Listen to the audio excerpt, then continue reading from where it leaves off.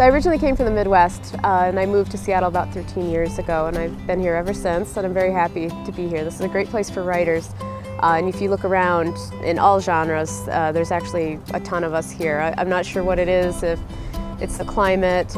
We certainly have our stereotypical rain in the winter, which tends to keep people inside, so maybe if you have nothing else to do, you go and write a book. Outside is just gorgeous once summer actually comes. It's another good way to just sort of hang out and start thinking and see what comes. I actually get a lot of my inspiration in a very mundane way, just driving around. You take in the stuff without even realizing it. You see the mountains, you see the people, you see the traffic, and all the while my mind will just spin and start building plots. You know, there's this idea that a lot of the writing you do is actually at the computer, like you sit there and magic comes out of your fingertips. And the truth is, most of your writing is done at other times. You have to plan what you're going to write. The typing is just the physical part.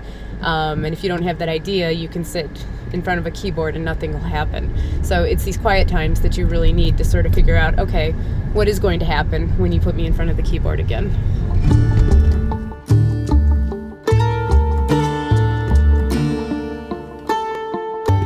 I had wanted to be a writer from a very young age, and I have all sorts of my early attempts at 7 and 8 years old of these great hand-drawn picture books that cover the epic adventures of unicorns and mermaids and all sorts of things like that. I loved books growing up, and I think when you read a lot, you start to kind of build your own stories in your head. People often ask, how many hours do you write a day? And it kind of just depends on what I need to get done. I parcel out my work, and that's really an essential thing, I'd say, for anyone who wants to be a writer. Manage your time, set your goals. This is all of my series, young adult and adult alike. A German Vampire Academy, or something else. And here's a French Stormborn, and it's always just kind of fun to see what these look like and what's going to turn up next. And of course I don't read just my own books, not that you can really tell from this library, but I have a lot of other books around here as well. This is my whiteboard that I use to sort of plan the books. A lot of times it starts off as just bullet points. Okay, these 5 things will happen in the book. And then that slowly expands into the grid that you see on this whiteboard, which is like my sort of loose chapter by chapter outline. The next essential thing a writer needs after their computer is their gym, or maybe that's just me. I work out a lot, not because I really enjoy it, but because it's kind of a necessary evil to stay in shape. Helps me sleep, keeps me healthy. It's all good stuff. We have the weights, so that I can like train and build up my signing hand and do a good job with that.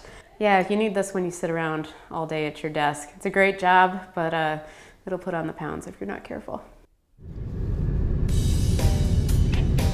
I often joke that I stopped listening to the radio somewhere around 1996 because nothing I own seemed to be past that. But I listened to a lot of those. Like I said, the stuff I grew up with, U2, Nirvana, R.E.M., oldies but goodies, and those probably have inspired a lot of scenes without me realizing it, just because it's always kind of going on in the background while I'm driving. Lose my mind.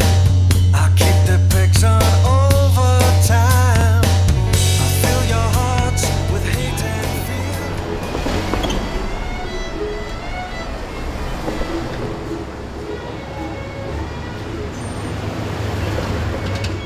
So Richelle comes into the store every few weeks to sign books for us. We try to collect orders here in the office so that she doesn't have to make a lot of little trips, and it works out great.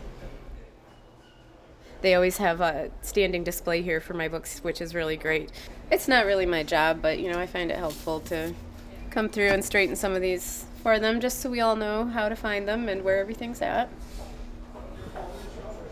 I grew up reading tons of books about everything. I read a lot of the, typical girl books that were available for my age, a lot of historicals in particular.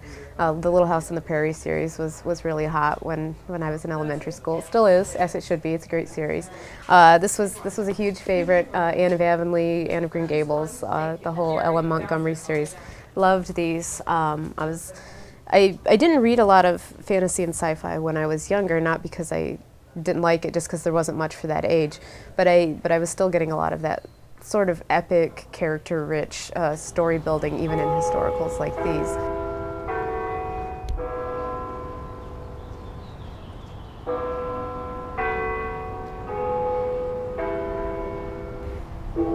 Vampire Academy for me was just kind of a sleeper series. It was a side project I'd done because I wanted to write something for teens and a young adult audience, and I really had no idea what was going to become of it. I just started seeing an increase in my email. That was really my first clue that something was going on. You would get one a week, really liked the series, and then it was 2 a week, then 1 a day. And after Frostbite came out, not only did I see an increase in that fan email, the nature of it started to change as well. It became more than just, oh, really enjoyed that book. I started running into these fans who were just so passionate about this series, who they could not, literally tell me, I can't wait until the next book. I don't know what I'm going to do. And I was just kind of astonished to see this anxiety and tension arising. Life, of course, has changed when you have a job like this, and when it has the following it has. People ask me a lot at signings, like, oh, I bet you're recognized on the street and people must stop you. It's nothing like that. Authors kind of live in obscurity. We don't have the faces that actors have that everyone knows. What gets interesting is just on the internet, because that's really where authors' fan bases have grown and where your identity grows. And I'm constantly amazed at how I can just say the most mundane thing, what I had for breakfast that day, or just even a snippet about a book, like, wow, Sydney sure is hard to write about today. And that one line will get picked up by so many people, and it will become the basis for blog entries. Richelle Mead released breaking news today, having a little trouble writing the book, and I think really, I'm amazed that can be picked up on so quickly. I go on a very aggressive schedule when I tour. It literally is a city each day. It is a little surreal when I go into a bookstore for a signing. That's really when what I do, the reality of it gets driven home. I'm told by the staff, oh, there have been people here for the last 6 hours waiting for you, or people who have been here since before we opened. They were outside the store hoping to get a good seat. We've reached a point now where at a lot of book signings where they have to smuggle me in. It'll almost go paparazzi-like, and people will cheer if they see me, and it just creates this ripple of disturbance in the bookstore. So they will smuggle me in before a signing and have me hold up somewhere until things start. Richelle Mead!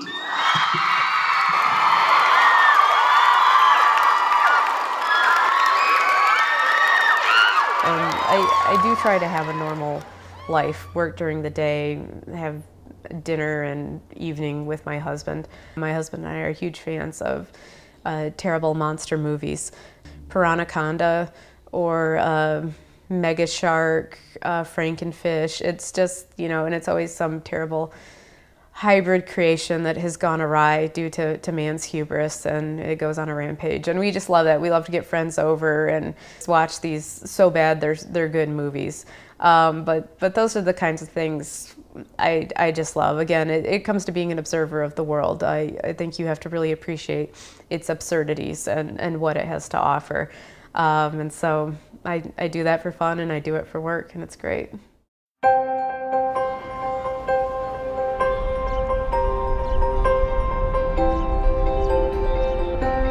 Well, I'm lucky in many ways, of course, with my husband. He's a great guy, but he rolls with this lifestyle really well. He stays home, and I'm lucky in that he is fine with that. And it didn't seem weird to me at all until people started asking, like, oh my gosh, how does your husband survive when you're gone? As though he won't be able to feed himself or do his own laundry. He's lucky to have that match, because perhaps there are some people who couldn't handle me being gone for 2 weeks or wouldn't know what to do with themselves. And he's fine with it, and it's going to work out well, I think, as our first child comes along, and possibly more, because they would not enjoy a Richelle Mead tour. So, they can stay home with him, and I think we have a really nice dynamic.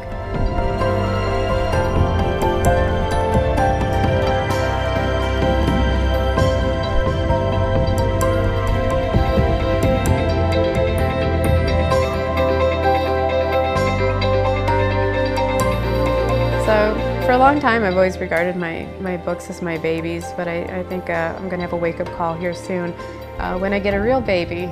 And he's kind of coming along at a good time, but this is going to be nice. A lot of people worry, oh, are you going to stop writing books? Are the books going to be late?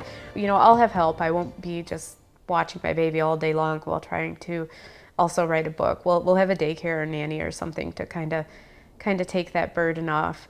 So I'm ready for this challenge. I may totally eat my words later, not having kids. The reality may be completely different than what I'm expecting. So yeah, there's a lot of considerations now that I never had to think about back when my blog was 10 people, friends and family. It's a very humbling thing. I go to these, I meet these fans, I see their enthusiasm, and I leave wanting to do good by them, and it kind of gives me the kick I need to keep writing and make sure the next book is worthy of this, is worthy of my guarded bathrooms and the crowds that turn out and the people waiting since 6 a.m. We have a great relationship with each other. The fans are there for me, and I try to be there for them.